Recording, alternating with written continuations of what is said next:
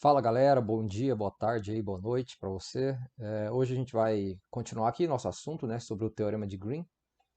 Na última aula a gente viu o teorema em si, né, e a demonstração desse teorema de Green, né, e hoje eu quero fazer algumas aplicações desse teorema. Basicamente serão três aplicações aí. Eu vou falar do teorema de integração por partes, da primeira identidade de Green, e vou fazer um corolário aqui também do teorema, que basicamente é a demonstração para o caso específico bidimensional daquele resultado que a gente tinha, que o rotacional igual a zero implica que o campo é conservativo, né? Isso decorre, no caso particular de um campo bidimensional, decorre do teorema de Green. Eu vou mostrar para vocês como que se dá isso aí, tá? Se der tempo, a gente entra também num outro assunto, né? Na verdade, numa extensão desse teorema para regiões um pouco mais gerais do que essa que eu apresentei inicialmente, né? Que basicamente a gente está fazendo um teorema de Green só para regiões delimitadas por, por duas curvas, por uma curva, né? Fechada, mas dá para estender isso para regiões delimitadas aí sim por duas curvas, né? Entre duas curvas, né? Desde que essas duas curvas estejam orientadas de forma compatível. Tá? Então, se der tempo, a gente faz isso no final. Só lembrando aqui, né, o teorema de Green, a versão, né, que eu vou usar mais hoje aqui, se por acaso precisar da outra eu relembro depois, mas a versão que eu vou, inclusive aqui eu acabei colocando vetor normal, né, é o vetor K. Né? É aquela versão G1 do teorema de Green, né, que eu chamei de G1, né, a primeira versão lá, que diz que a integral de linha sobre uma curva fechada é igual à integral sobre D desse rotacional aí. Lembrando que se o seu campo F aqui é dado por PI mais QJ, né? Isso aqui, na verdade, fica integral sobre D, né? De derivada, né? De Q com relação... É a última componente do rotacional lá, né? Porque eu estou projetando aqui derivada de Q com relação a X menos a derivada de P com relação a Y. Só que ela é a componente K, né, do rotacional. Então, dA. Esse é o teorema, né, que a gente demonstrou, pelo menos para curvas fechadas aqui, simples, né, e regulares também, né, lisas, curvas lisas, né. Então, claro, na verdade, tudo que a gente faz aqui, a gente até fez um exemplo que a curva não era lisa, né, não era fechada. Ela era fechada, mas não era uma curva lisa, como eu enunciei no teorema. Mas é aquela história, né? Essa questão da curva ser ou não lisa, ela é até fácil de contornar, porque você normalmente vai sempre poder quebrar a sua região em várias outras regiões onde as curvas são lisas, né? Digamos assim. Né? Não necessariamente dá para fazer isso sempre, né? Mas a ideia é essa, né? A gente acaba conseguindo generalizar o teorema. Essa é uma hipótese que para as demonstrações acaba sendo importante, mas a gente normalmente não tem muito problema para generalizar. Né? Mas enfim, vamos para essas aplicações. Né? Eu não vou ficar entrando muito nesses detalhes das hipóteses aqui, eu vou usar mais essa fórmula mesmo que a gente tem aqui, né, para mostrar esses resultados aí. Né? Bom, só aproveitando o rascunho aqui, né? Lembrando aqui que no caso unidimensional, né, quando você tinha duas funções reais, u e v, né,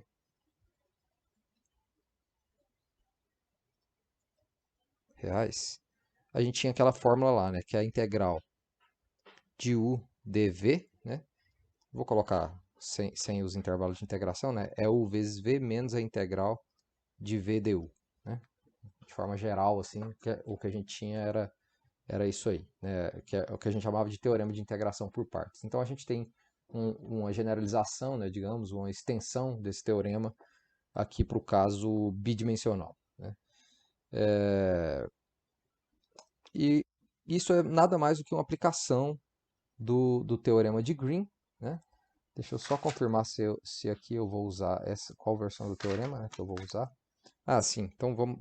Antes, desculpa aí, eu acabei escrevendo aqui a versão do teorema que não a que eu preciso, né, mas a primeira versão. Eu preciso mesmo da segunda versão. A segunda versão diz o seguinte, né, a G2. que é a integral de f na direção da normal, ds aqui, né? Vou colocar assim também, essa notação, né? Para dizer que a curva é fechada, é igual a integral sobre d, né? Do divergente do campo, né? dA. Se quiser usar aquela notação aqui, né? Fica até mais bonitinho assim, né? O divergente assim, né? Usa aquele operador gradiente, né? Gradiente, opa, desculpa.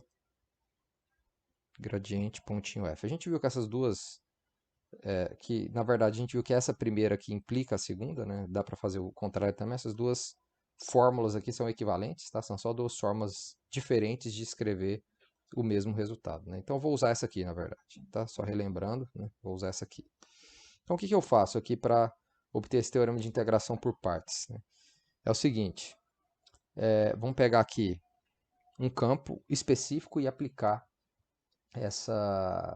esse teorema para esse campo específico, né? Então o campo é o seguinte, seja f, eu não vou ficar entrando muito nos detalhes aqui das hipóteses e tal, né? Mas óbvio, eu tenho que estar sobre as hipóteses que se aplica o teorema de Green aqui, né? No caso, seja f igual ao seguinte campo, u de xy, v de xy, i, né? Mais zero, aliás, né, não precisa colocar 0j, né? É o campo que só tem a primeira componente aqui, e a primeira componente é justamente o produto de u com v, né? E n, vamos denotar n aqui, que é o vetor normal, aliás, isso, o vetor normal, a curva aqui, eu vou denotar ele por n1 i mais n2j, tá? É o vetor n1, n2, né, com as componentes n1 e n2. Então, o que a gente sabe é o seguinte, né, que a integral... Tá, deixa eu escrever aqui, né? E ser uma curva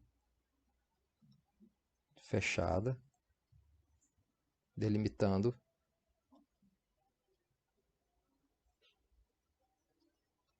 a região D, né? Beleza.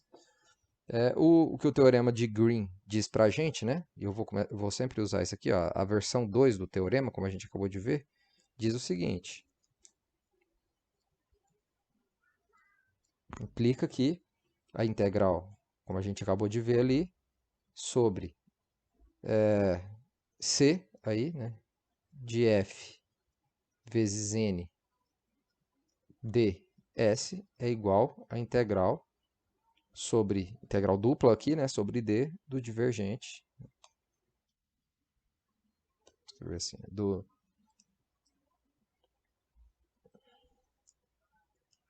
gradiente, do divergente, né, do campo f dA, né? Beleza. Só estou reescrevendo aquela fórmula G2, né?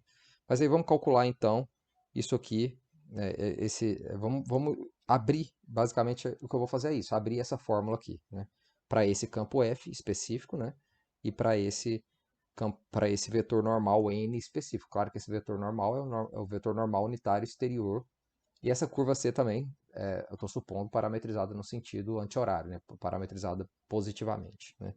O que a gente pode dizer aqui é o seguinte, que, por um lado, né, o F produto com o normal aqui, evidentemente só vai aparecer a primeira componente, né? Ou seja, vai aparecer o U vezes V multiplicado pelo N1, né? Que é a primeira componente do vetor normal. ds, aqui vai ficar assim, a integral sobre C de, eu vou omitir aqui, tá? O V N1 ds. Então, estou omitindo aqui estou omitindo aqui o x e y, né? Tá implícito aí, que u e v são funções de x e y. E do outro lado a gente tem o quê?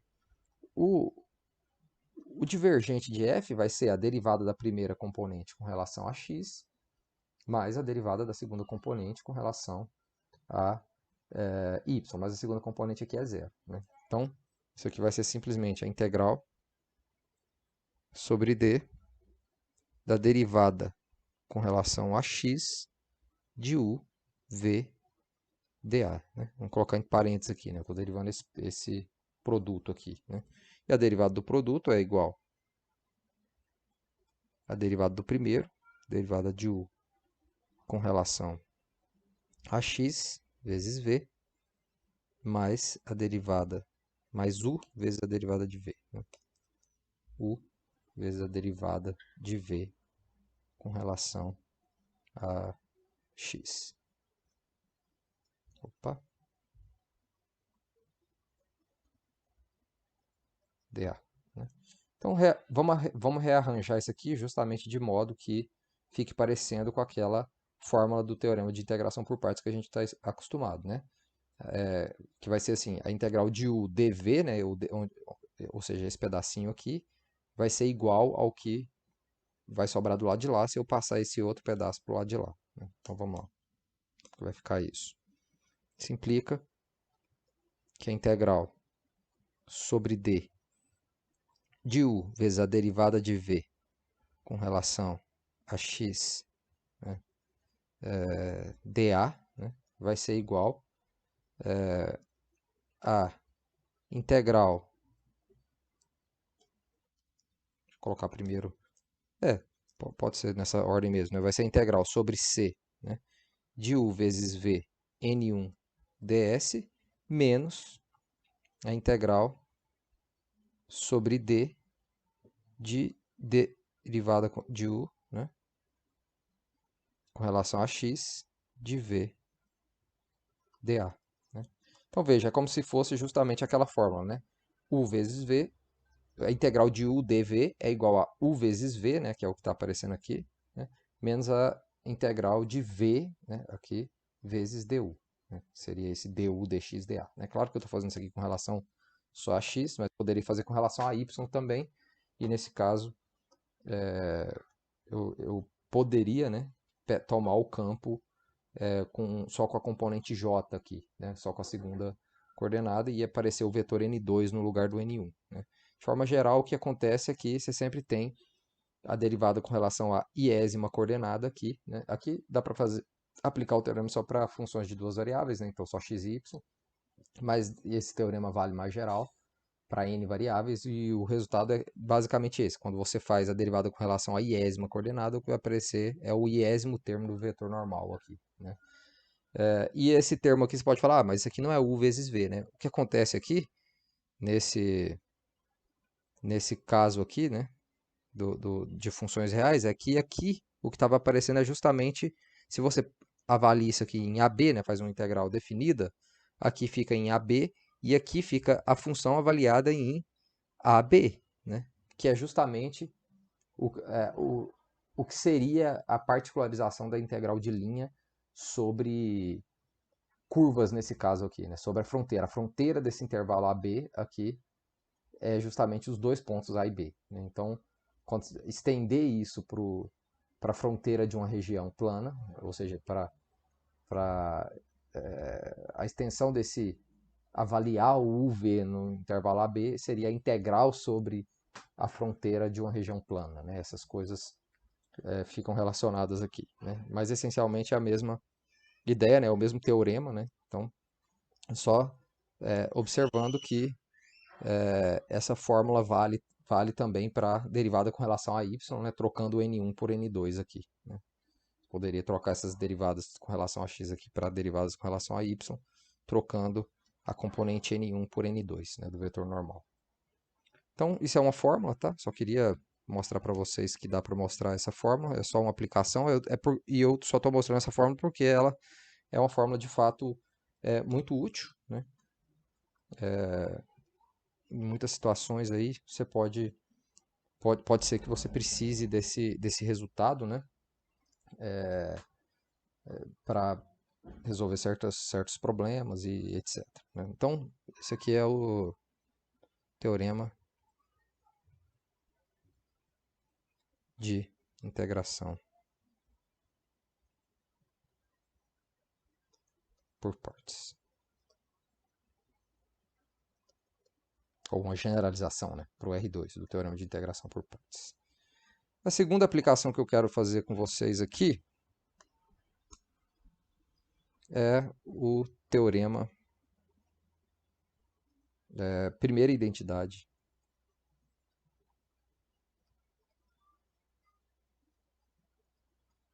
de Green.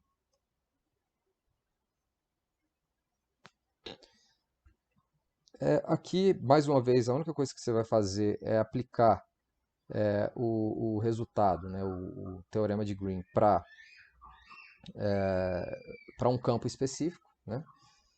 E aí a gente vai chegar nessa fórmula. Vamos considerar aqui f e g, duas funções reais.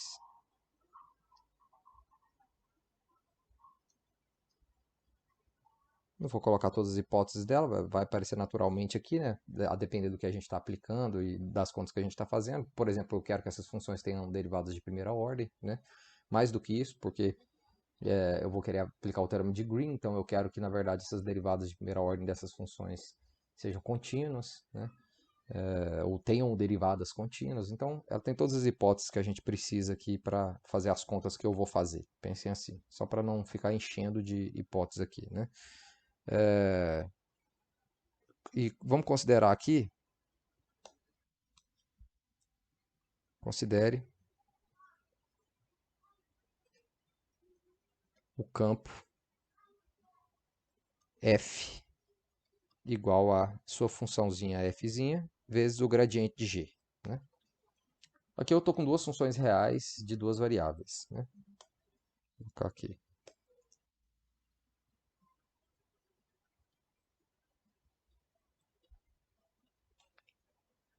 Isso para que meu campo f seja um campo bidimensional, né, aqui. Bom,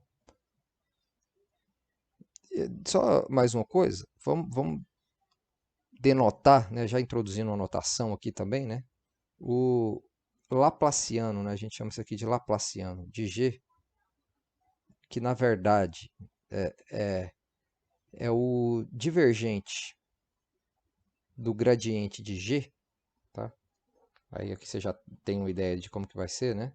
O que é o gradiente de G? É a derivada de G com relação a x na primeira coordenada e com relação a y na segunda. O divergente disso é você derivar a primeira coordenada desse vetor com relação a x e somar com a derivada da segunda com relação a y. Então o que vai aparecer aqui é o seguinte: derivada quadrado de g com relação a x quadrado mais a derivada quadrado de g com relação a y ao quadrado. Então isso é só uma notação. Quando eu colocar esse triângulo de cabeça para cima, eu estou querendo dizer o divergente do gradiente, que é o que a gente vai chamar de Laplaciano.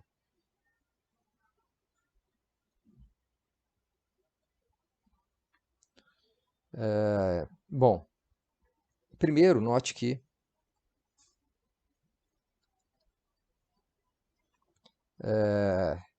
se você calcula o divergente do campo F aqui, né? Do campo F, vou colocar assim. Isso vai ser o quê? Claro, vai ser o divergente da definição do campo F, né? Gradiente de G, que é igual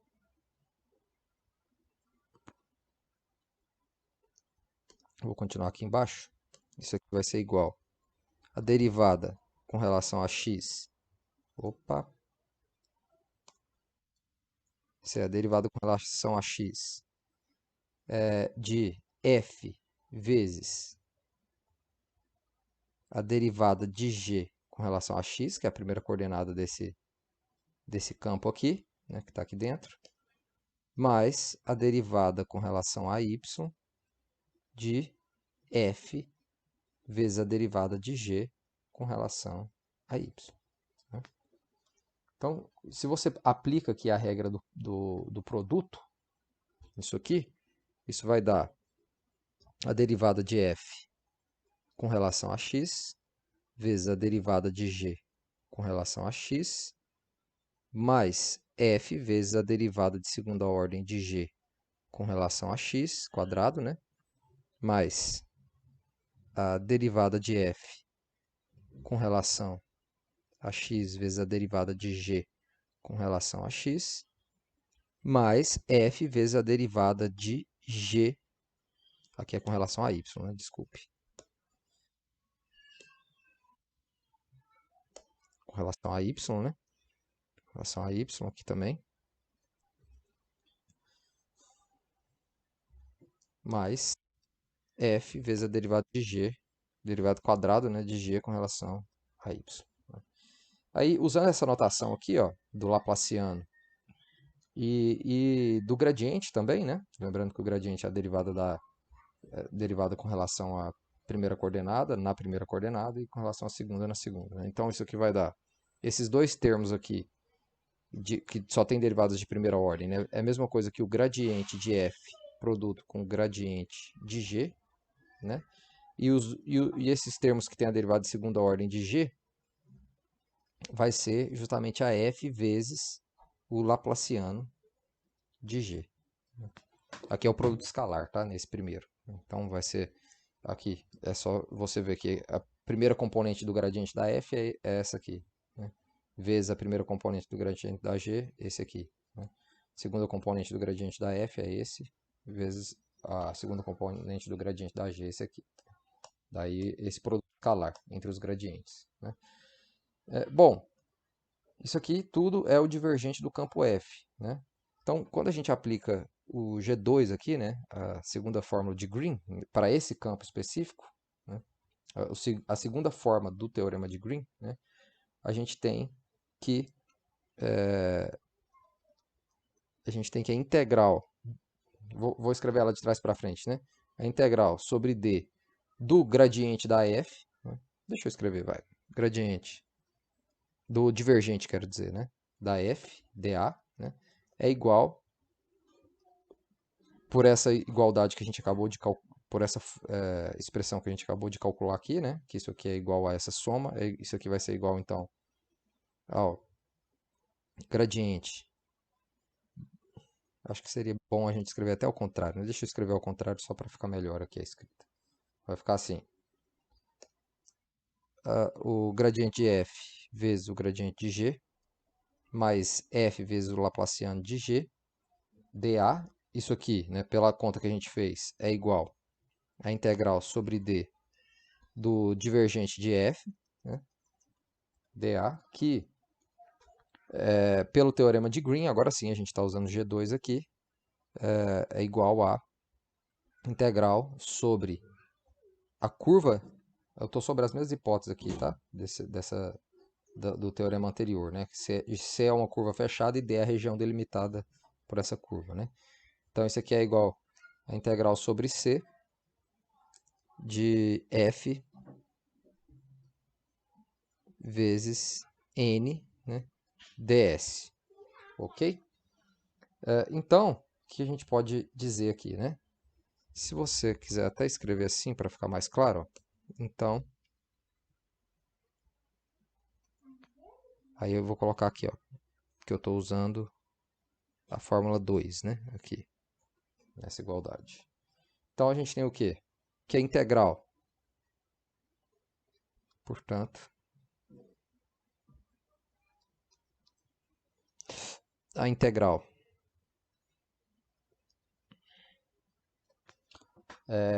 de f Laplaciano de g dA é igual, ó, eu só estou pegando esse segundo termo aqui e estou escrevendo da seguinte maneira, passando a primeira parte aqui para o lado direito, né, a gente vai ter que isso aqui é igual a integral sobre c de f vezes n ds, né, menos a integral sobre d de gradiente de f vezes gradiente de g dA. Né? Então, basicamente, né, o que esses dois resultados aqui estão dizendo, né, essencialmente a mesma coisa. Né? A única diferença aqui Veja aqui, ó, aqui é como se eu tivesse o teorema de integração por partes, mas eu estou olhando para esse teorema do ponto de vista desse gradiente, né, ou desse Laplaciano, digamos, né? Observe, ó, que aqui, ó, eu tenho u vezes, eu estou pensando do ponto de vista de u vezes a derivada de v com relação a x. Lá eu estou pensando como se fosse u vezes a segunda derivada de v com relação a x.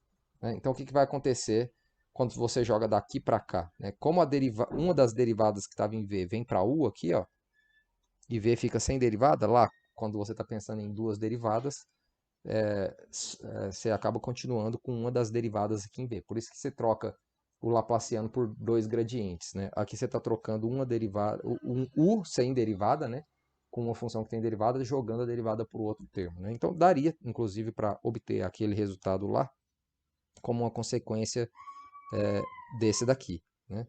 Justamente tomando o caso particular em que u aqui é igual a f e v aqui é igual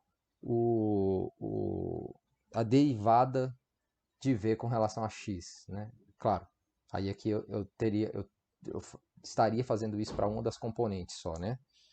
Veja que eu tenho uma soma, né, da segunda derivada com relação a x e com relação a y. Então eu teria que aplicar aquele resultado anterior para essas duas situações e somar ambos, né? Então daria para fazer por ali, né? Mas também sai como uma aplicação do teorema de Green, essa identidade de Green tomando como campo aqui, né? Esse produto, esse campo vetorial aqui, né? Que é f vezes o gradiente de g, né? Então é isso, essa é a primeira identidade de Green. Deixa eu circular ela aqui. E agora eu vou discutir com vocês outro resultado aqui, um outro corolário, digamos, desse teorema de Green, que é aquele, basicamente, né, para o caso específico do R2 aqui, aquele resultado dizia que se o rotacional era zero, então o campo era conservativo. Né?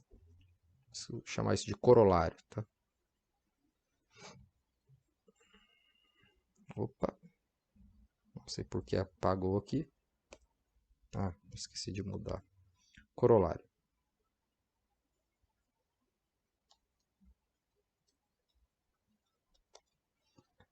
Seja F igual a P I mais QJ, um campo vetorial,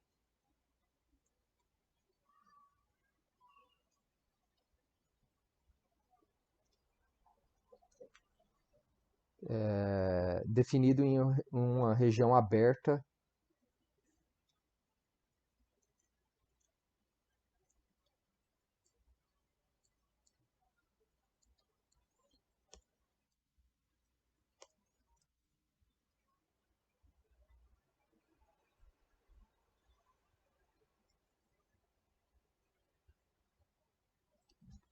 região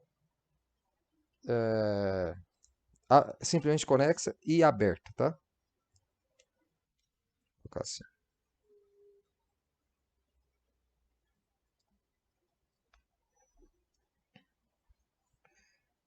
E aberto, né? Ou simplesmente conexa, né? Melhor dizendo, é uma região. Simplesmente conexa e aberta.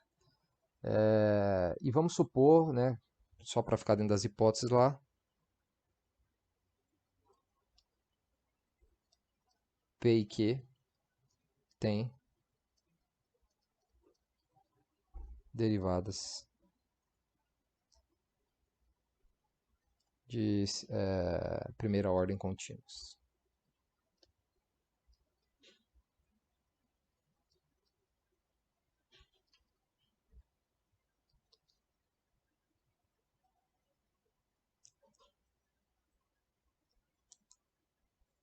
Opa. Bom, e mais, né? E que você poderia escrever assim, né? Quando a gente escreve isso vezes f, né? Na direção de cá, a gente já acostumou, né? Que isso aqui é a mesma coisa que a derivada de q com relação a x menos a derivada, quer dizer, né? Posso colocar até assim, né? Deixa eu escrever um pouco diferente, né? Rotacional de f igual ao vetor nulo, né? Ou seja, né?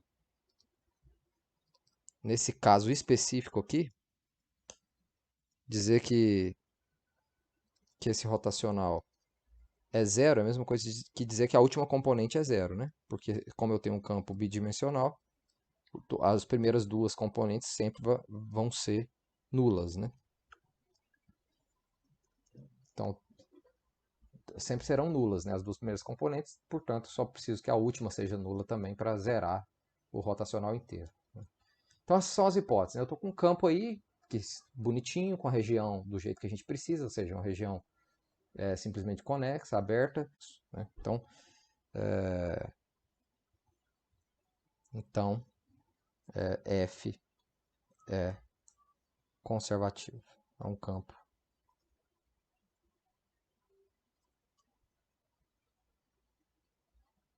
conservativo. Então, vou mostrar isso.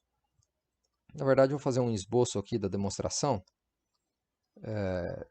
que na verdade, agora que a gente tem o teorema de Green, fica simples. Essa demonstração ela não vai ficar nada complicada, porque vai ser uma aplicação direta do teorema de Green aqui, né?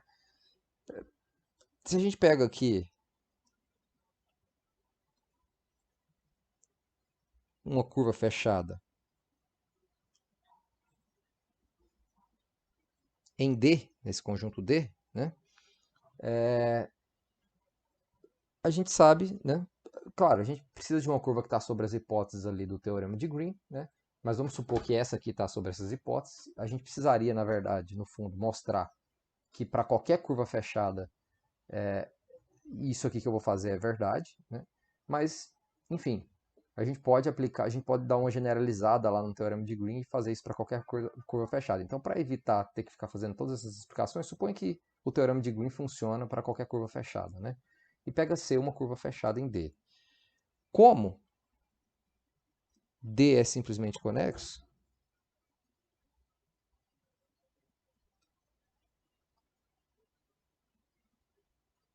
o que vai acontecer?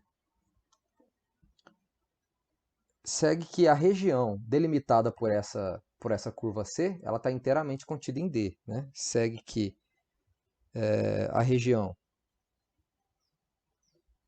delimitada por C está em D, né? Não é verdade isso? Porque eu estou supondo que ele é simplesmente conexo, e isso significa ser simplesmente conexo no caso de uma região bidimensional, né? Então, aplicando o teorema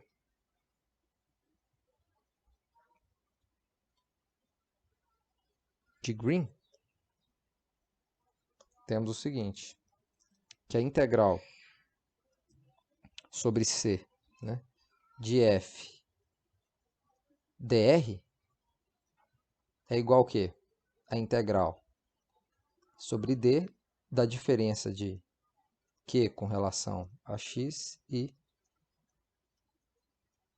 p com relação a y, dA. Mas o que é isso aqui?